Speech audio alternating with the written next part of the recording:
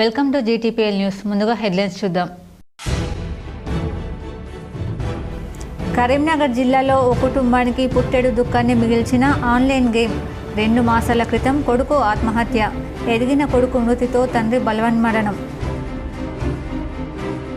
ముఖ్యమంత్రి సహాయ నిధి పేద మధ్యతరగతి ప్రజలకు వరం. కోరుట్ల నియోజకవర్గ Congress party incharge Juvvadi Narasimharao. Bhubharati revenue సదస్సులను ప్రజలు సద్వినియోగం చేసుకోవాలని సూచించిన కరీంనగర్ కలెక్టర్ పమిలా సత్పతి. రుద్దెనపల్లి బొమ్మకల్లో భూభారతి రెవెన్యూ సదస్సులు పరిశీలించిన కలెక్టర్. పెద్దపల్లి జిల్లా ధర్మారం మండలం కిలా వనపర్తిలో ఘనంగా శ్రీ లక్ష్మీ నరసింహస్వామి రథోత్సవం పాల్గొని ప్రత్యేక పూజలు నిర్వహించిన ప్రభుత్వ విప్ అడ్లూరి లక్ష్మణ్ కుమార్, ఎమ్మెల్యే విజయరమణారావు. ఉమ్మడి కరీంనగర్ జిల్లాలో 3 చోట్ల అగ్ని ప్రమాదాలు. కారు హార్వెస్టర్తో పాటు వరి ధాన్యం దగ్ధం. ప్రమాదాలకు అడ్డాగా మారిన హుజురాబాద్. భయాందోళన చెందుతున్న పట్టణ ప్రజలు. ఆన్లైన్ గేమ్ ఓ కుటుంబాన్ని చిన్న భిన్నం చేసింది. పుట్టెడు దుఃఖాన్ని మిగిల్చింది. 60 రోజుల వ్యవధిలో తండ్రి కొడుకులను బలి తీసుకుంది. ఆన్లైన్ గేమ్స్, ఫోన్ యాప్లోన్స్ మనుషుల ప్రాణాలు తీస్తున్నాయి. ప్రజలను చైతన్యవంతులను చేసేందుకు ప్రభుత్వం, పోలీసులు ఎన్ని కార్యక్రమాలు చేపట్టినా కొందరు వాటికి బానిసై తమ బ్రతుకులను ఆగం చేసుకుంటున్నారు.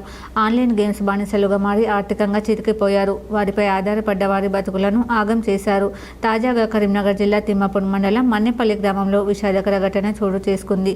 గ్రామానికి చెందిన ఇంజనీరింగ్ విద్యార్థి సిరికొండ నిఖిల్రావు మార్చి 10న వ్యవసాయ బావిలో దూకి ఆత్మహత్య చేసుకున్నాడు. కొడుకు మృతి తట్టుకోలేక తండ్రి తిరుపతిరావు బలవన్మరణానికి పాల్పడ్డాడు. 60 రోజుల వ్యవధిలో ఇద్దరు ఆత్మహత్యకు పాల్పడి ఆ కుటుంబానికి పుట్టెడు దుఃఖాన్ని, తీరని వేదనను మిగిల్చారు. మన్నెపల్లికి చెందిన సిరికొండ తిరుపతిరావుకు ఏకైక కుమారుడు నిఖిల్రావు. ఉన్నత విద్య చదివి ప్రయోజకుడు కావాలని ఆకాంక్షించిన తల్లిదండ్రులు కొడుకును హైదరాబాద్లో ఓ ప్రైవేట్ ఇంజనీరింగ్ కళాశాలలో చేర్పించారు. బీటెక్ చదువుతున్న నిఖిల్రావు ఆన్లైన్ గేమ్కు బానిసగా మారి భారీగా అప్పులు చేశాడు. ఏకైక కొడుకు ఆన్లైన్ గేమ్తో చేసిన అప్పులను తల్లిదండ్రులు చెల్లించి సన్మార్గంలో పెట్టేందుకు యత్నించారు. ఆన్లైన్ గేమ్కు అలవాటు పడ్డ కొడుకు నిఖిల్రావు ఆన్లైన్ గేమ్ వ్యసనం నుంచి బయటపడలేకపోయాడు.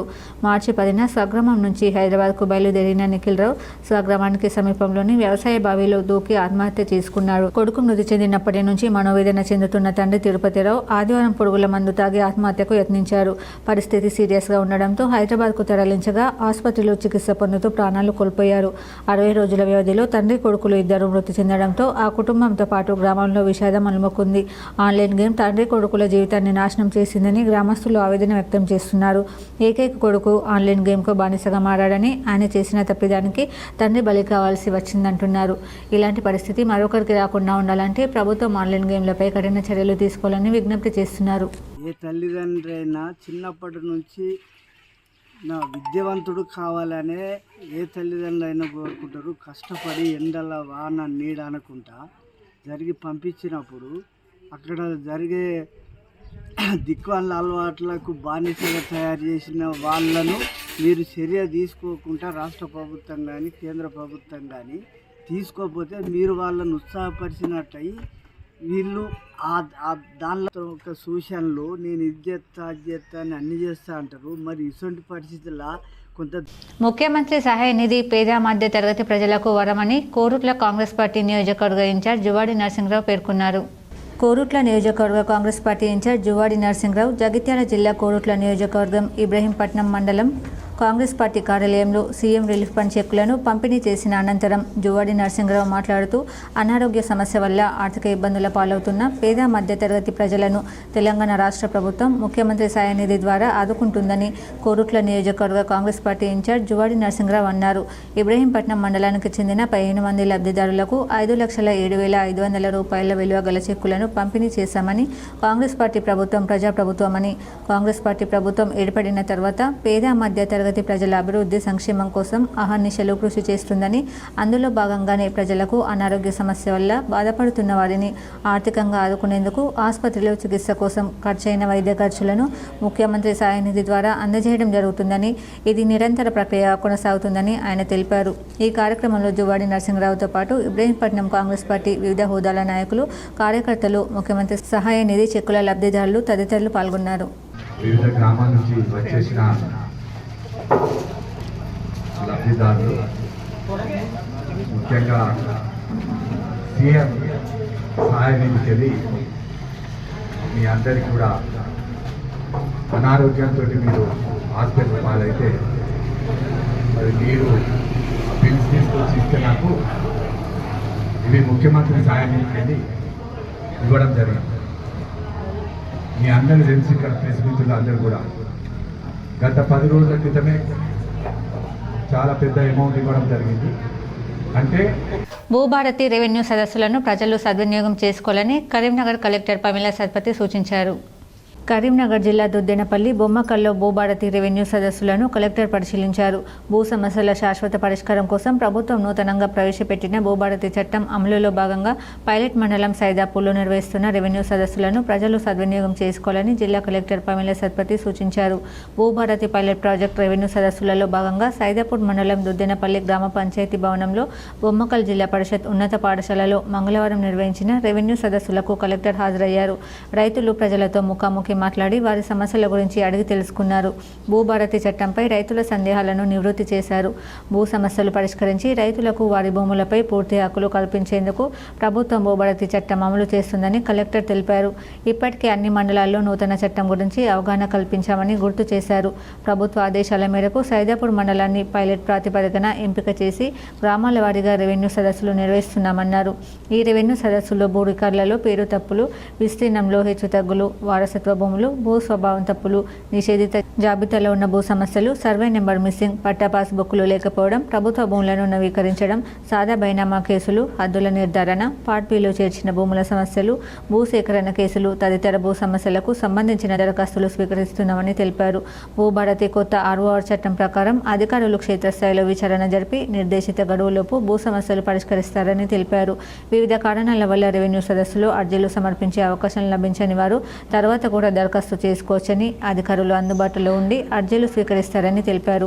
క్షేత్రస్థాయి పరిశీలన, విచారణ కోసం వచ్చే రెవెన్యూ బృందాలకు సహకరించాలని కలెక్టర్ కోరారు.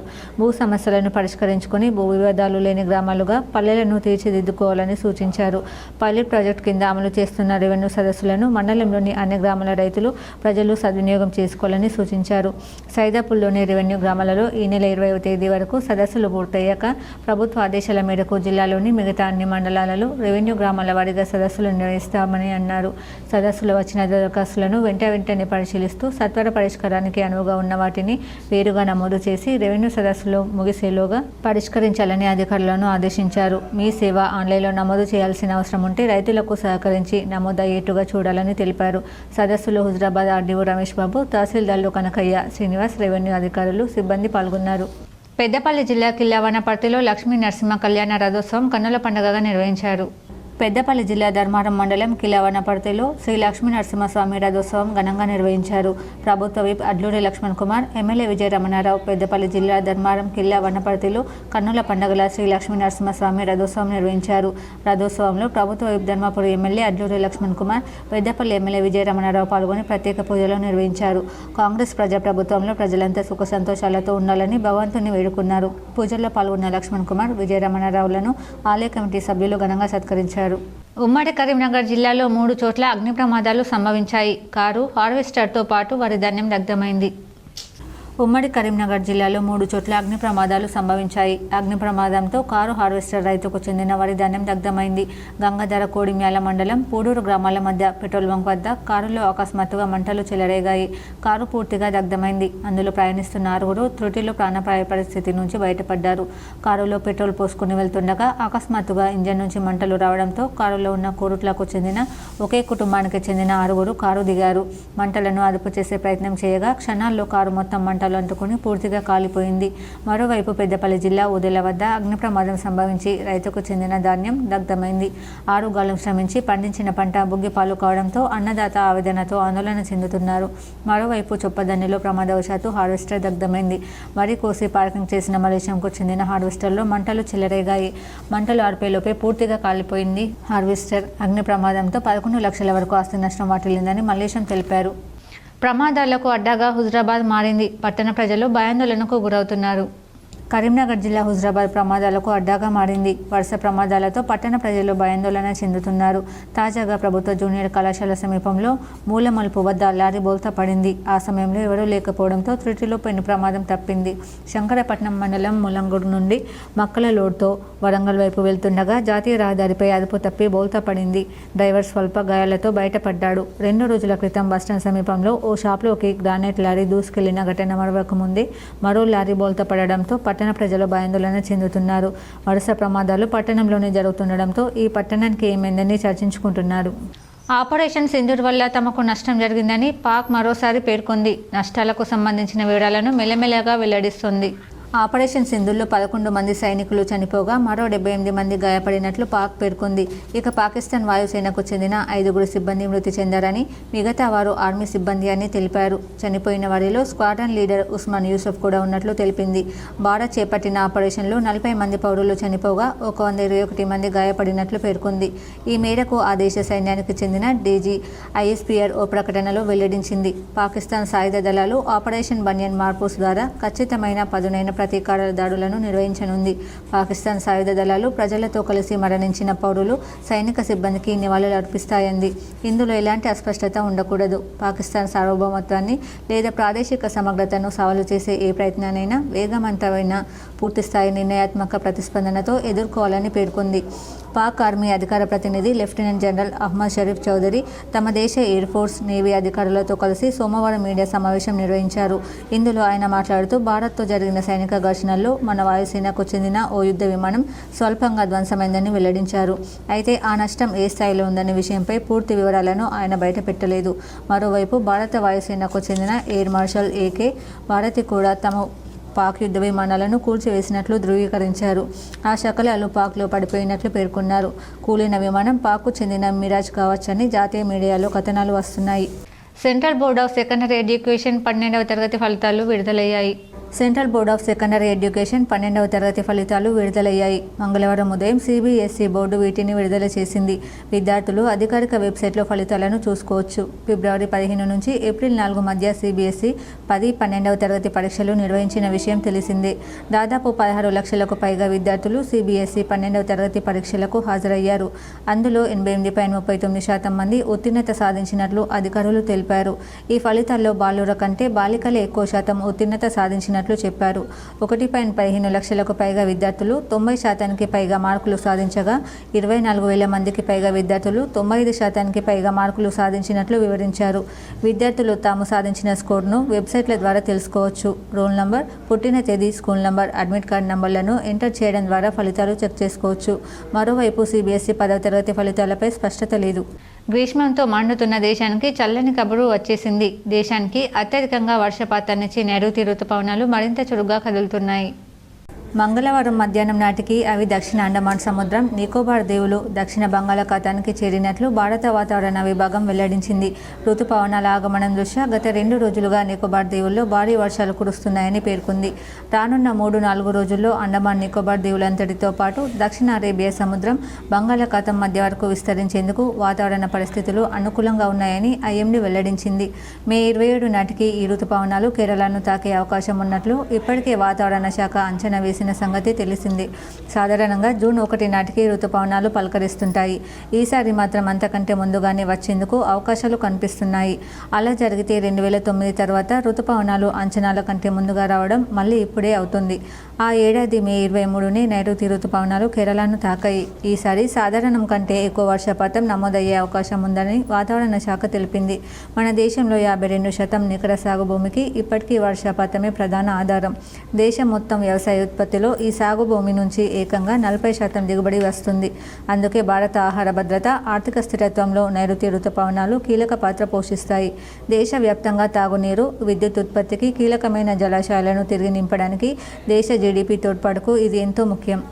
భారత్, పాకిస్తాన్ల మధ్య సీజ్ ఫైర్ ప్రకటనతో సోమవారం రాకెట్ వేగంతో దూసుకుపోయిన సూచీలు మంగళవారం మాత్రం డీలపడ్డాయి. ఇన్వెస్టర్లు లాభాల స్వీకరణకు దిగడంతో భారీ నష్టాలతో ముగిశాయి. మంగళవారం ఉదయం సెన్సెక్స్ 180 పాయింట్ల స్వల్ప లాభంతో ప్రారంభమై ఇంట్రాడేలో గరిష్టంగా 143 పాయింట్లు లాభపడింది. ఆ తర్వాత ఇన్వెస్టర్లు లాభాల స్వీకరణకు మొగ్గు చూపడంతో ఇంట్రాడే గరిష్టాల నుంచి 1529 పాయింట్లు నష్టపోయింది.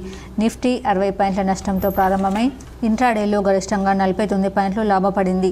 అక్కడి నుంచి 426 పాయింట్లు క్షీణించింది. చివరికి సెన్సెక్స్ 1281 పాయింట్ల నష్టంతో 81,140 వద్ద, నిఫ్టీ 346 పాయింట్ల నష్టంతో 24,578 వద్ద స్థిరపడ్డాయి.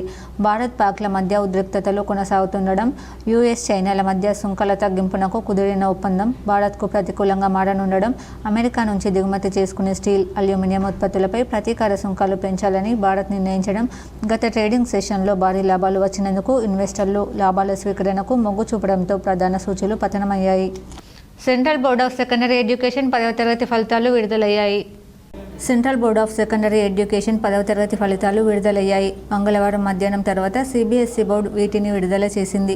ఫిబ్రవరి 15 నుంచి ఏప్రిల్ 4 మధ్య సిబిఎస్ఈ 10-12వ తరగతి పరీక్షలు నిర్వహించిన విషయం తెలిసిందే. 23,71,939 మంది విద్యార్థులు సిబిఎస్ఈ 10 పరీక్షలకు హాజరయ్యారు. తాజా ఫలితాల్లో 93.66% ఉత్తీర్ణత నమోదైనట్లు అధికారులు తెలిపారు. అయితే 10వ తరగతి ఫలితాల లింక్ ఇంకా ఎక్కడ యాక్టివ్లో లేదు. ఇక ఇవాళ ఉదయం సిబిఎస్ఈ 12వ తరగతి ఫలితాలు కూడా విడుదలైన విషయం తెలిసిందే. దాదాపు 16 లక్షలకు పైగా విద్యార్థులు సిబిఎస్ఈ 12వ తరగతి పరీక్షలకు హాజరయ్యారు.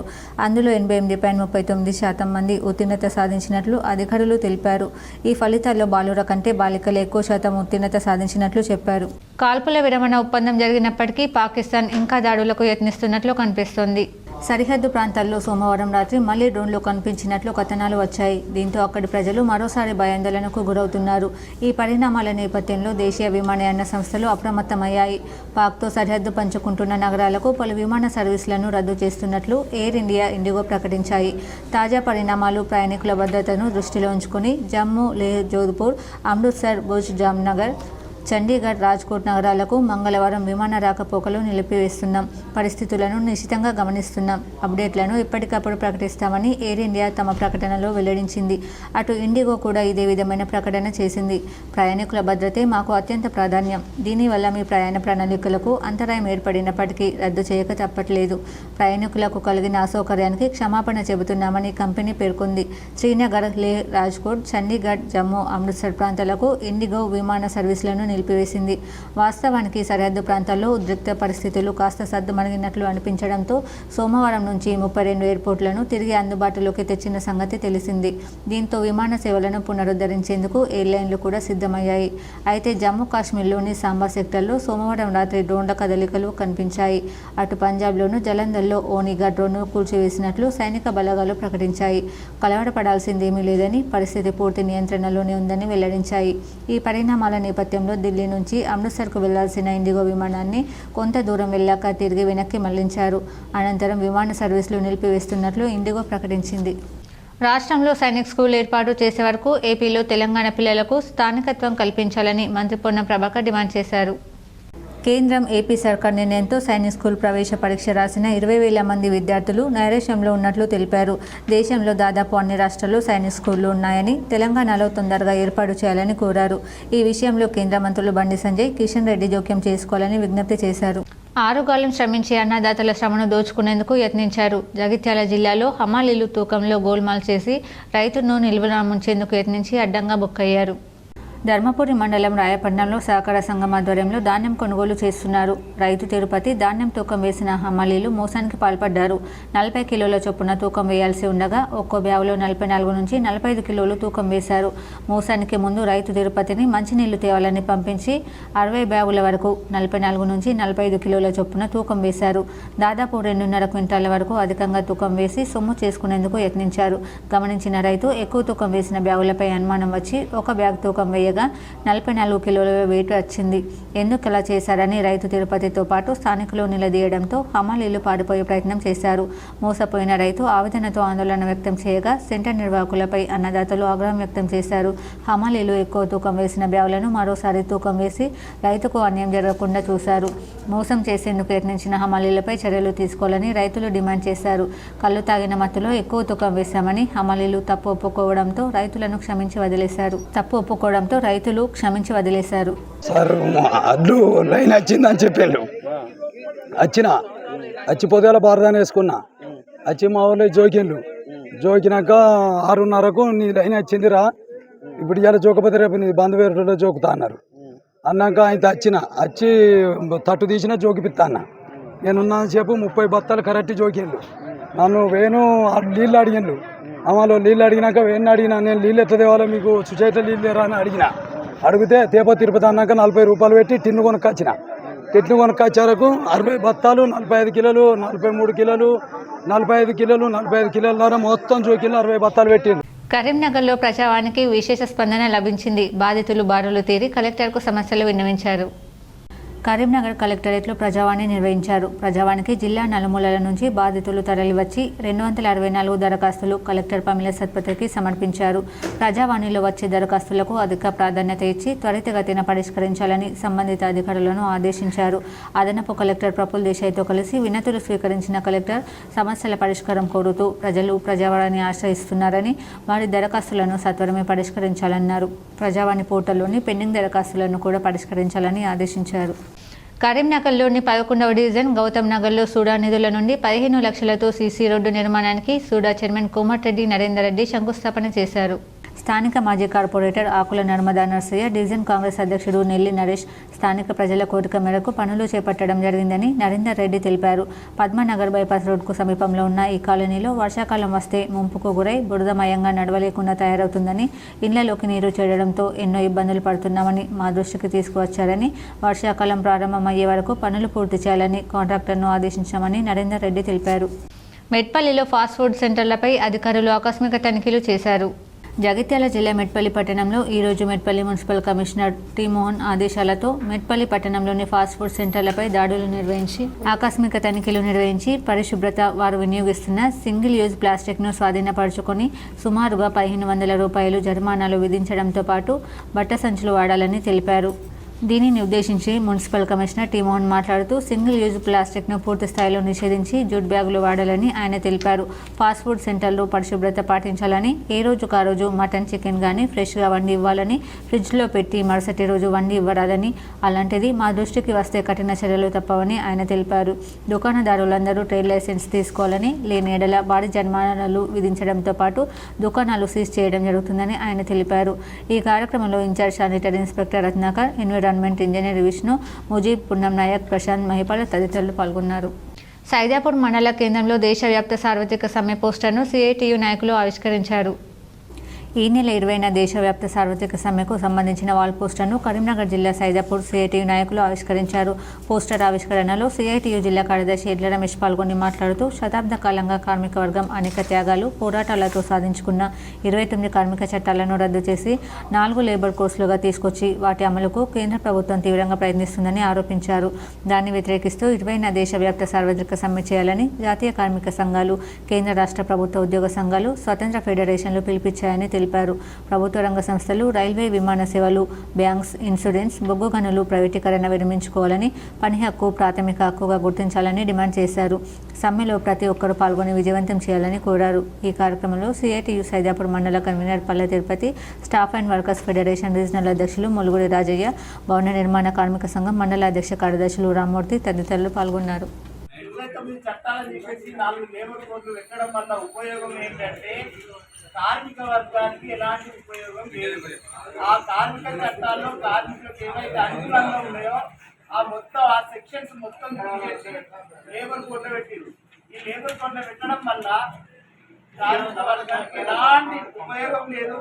యాజమాన్యాలకు, ప్రభుత్వాలకు, పోలీసులకు అనుకూలంగా ఉన్న పరిస్థితి ఒకటే ముందు చెప్తా. అలా మొత్తం ఒక యూనియన్ ఏర్పాటు చేసుకోవాలంటే 7 అవసరం. కానీ ఈ రోజులలో 100 మంది పైన ఉండాలి, 30% మంది సంతకాలు ఉంటేనే యూనియన్ రిజిస్ట్రేషన్ ఉంది. సన్న రకం వరి ధాన్యం కొనుగోలు ప్రారంభం కాకపోవడంతో ఉమ్మడి కరీంనగర్ జిల్లాలో రైతులు ఆందోళన వ్యక్తం చేస్తున్నారు. వరి కోసి నెల దాటినా సన్న రకం ధాన్యం కొనుగోలు చేయడం లేదని ఆందోళనకు దిగారు. రాజన్న సిరిసిల్ల జిల్లా తంగలపల్లి మండలం జిల్లాల వద్ద రైతులు రోడ్డుపై బైఠాయించి ధర్నా రాస్తారోకో చేశారు. సన్నరకం వరి ధాన్యం వెంటనే కొనుగోలు చేయాలని డిమాండ్ చేశారు. వరి కోసి నెల దాటినా సన్నరకం కొనుగోలు గురించి ఊసేలేదని ఆందోళన వ్యక్తం చేశారు. అధికారులు వచ్చి సమాధానం చెప్పే వరకు కదలమని రోడ్డుపై భీష్మించారు. దీంతో సిరిసిల్ల సిద్దిపేట ప్రధాన రహదారిపై వాహనాలు నిలిచిపోయి ట్రాఫిక్ అంతరాయం ఏర్పడింది. పాలిటెక్నిక్ ఎగ్జామ్ ఉండడంతో విద్యార్థులు ఇబ్బంది పెట్టొద్దని పోలీసులు నచ్చజెప్పారు. అధికారుల నుండి ధాన్యం కొనుగోలుపై సమాధానం వచ్చే వరకు కదలమని రైతులు చెప్పడంతో పోలీసులు అధికారులతో మాట్లాడించడంతో ఆందోళన విరమించారు. రైతులు ఉమ్మడి జిల్లాలో ఎక్కడ సన్నరకం ధాన్యం కొనుగోలు ప్రారంభం కాకపోవడంతో సర్వత్రా ఆందోళన వ్యక్తమవుతుంది. భారత సైన్యానికి సంఘీభావంగా కరీంనగర్లో ఉద్యోగులు భారీ ర్యాలీ నిర్వహించారు. వీరమరణం పొందిన జవాన్ మురళీ నాయక్ ఘన నివాళులర్పించారు. భారత సైన్యానికి సంఘీభావంగా ఎంప్లాయీస్ జేఏసీ ఆధ్వర్యంలో కరీంనగర్లో ఉద్యోగులు భారీ ర్యాలీ నిర్వహించారు. ర్యాలీని కరీంనగర్ కలెక్టర్ వద్ద జిల్లా కలెక్టర్ పమిల సత్పతి ప్రారంభించారు. కలెక్టరేట్ నుంచి నగరంలోని ప్రధాన వీధుల గుండా తెలంగాణ అమరవీరుల స్మారక స్తూపం వరకు సాగిన ర్యాలీలో అదనపు కలెక్టర్లు ప్రఫుల్ దేశాయ్, లక్ష్మీ కిరణ్, ఎంప్లాయీస్ జేఏసీ జిల్లా చైర్మన్ దారం శ్రీనివాస్ రెడ్డి, టీఎన్జీఓలు ప్రతినిధులు, కార్యాచరణ పోలీస్, ఎక్సైజ్ ఉన్నతాధికారులు పాల్గొన్నారు. జాతీయ పథకాలు చేతబూని జై జవాన్ జై కిసాన్ అంటూ నినాదాలు చేశారు. ఉగ్రవాదం అంతే లక్ష్యంగా భారత సైన్యం చేస్తున్న పోరాటానికి సంపూర్ణ మద్దతు ఉంటుందన్నారు. పాకిస్తాన్కు వ్యతిరేకంగా నినాదాలు చేశారు. అమరవీరుల స్తూపం వద్ద వీరమరణం పొందిన జవాన్ మురళీ నాయక్ చిత్రపటాలకు పూలమాలలు వేసి నివాళులర్పించారు. జగిత్యాల పూడెల్లవాడలో ఘోర రోడ్డు ప్రమాదం జరిగింది. కారు బైక్ను ఢీకొట్టిన ప్రమాదంలో 2 ఏళ్ల చిన్నారితో పాటు 2 మృతి చెందారు. జగిత్యాలకు చెందిన పాదం మల్లేశం తమ్ముని కూతురు వితన్వితో బైక్పై కిరాణా షాప్కు వెళ్లి వస్తుండగా వేగంగా కారు ఢీకొట్టింది.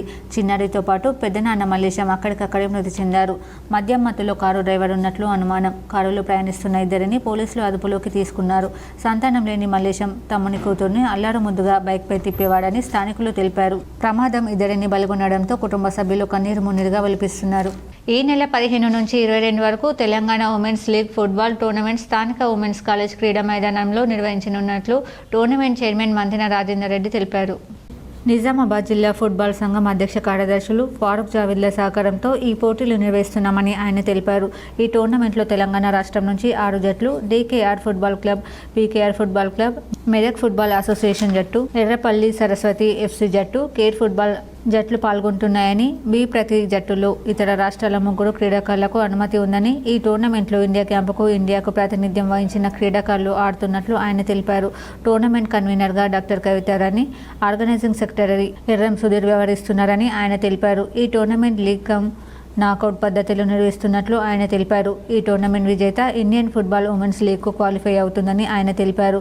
జిల్లాలో మొట్టమొదటిసారి ఫ్లడ్ లైట్స్లో ఈ టోర్నమెంట్ నిర్వహిస్తున్నట్లు ఆయన అన్నారు. ఈ నెల 15న టోర్నమెంట్ ప్రారంభ కార్యక్రమానికి పిసిసి అధ్యక్షులు మహేష్ కుమార్ గౌడ్ హాజరవుతున్నట్లు ఆయన పేర్కొన్నారు. వార్తలు ముగించే ముందు హెడ్లైన్స్ మరోసారి. కరీంనగర్ జిల్లాలో ఓ కుటుంబానికి పుట్టెడు దుఃఖాన్ని మిగిల్చిన ఆన్లైన్ గేమ్. 2 మాసాల క్రితం కొడుకు ఆత్మహత్య. ఎదిగిన కొడుకు మృతితో తండ్రి బలవన్మరణం. ముఖ్యమంత్రి సహాయ నిధి పేద మధ్యతరగతి ప్రజలకు వరం. కోరుట్ల నియోజకవర్గ Congress party incharge Juvvadi Narasimharao. Bhubharati revenue సదస్సులను ప్రజలు సద్వినియోగం చేసుకోవాలని సూచించిన కరీంనగర్ కలెక్టర్ పమిల సత్పతి. దుద్దెనపల్లి బొమ్మకల్లో భూభారతి రెవెన్యూ సదస్సులు పరిశీలించిన కలెక్టర్. పెద్దపల్లి జిల్లా ధర్మారం మండలం కిలావనపర్తిలో ఘనంగా శ్రీ లక్ష్మీ నరసింహస్వామి రథోత్సవం. పాల్గొని ప్రత్యేక పూజలు నిర్వహించిన ప్రభుత్వ విప్ అడ్లూరి లక్ష్మణ్ కుమార్, ఎమ్మెల్యే విజయరమణారావు. ఉమ్మడి కరీంనగర్ జిల్లాలో 3 చోట్ల అగ్ని ప్రమాదాలు. కారు హార్వెస్టర్తో పాటు వరి ధాన్యం దగ్ధం. ప్రమాదాలకు అడ్డాగా మారిన హుజురాబాద్. భయాందోళన చెందుతున్న పట్టణ ప్రజలు. ఈ వార్తలు ఇంతటితో సమాప్తం. తిరిగి ప్రసారమయ్యే వార్తల్లో మళ్ళీ కలుద్దాం. అంతవరకు చూస్తూనే ఉండండి మీ జీటీపీఎల్ న్యూస్.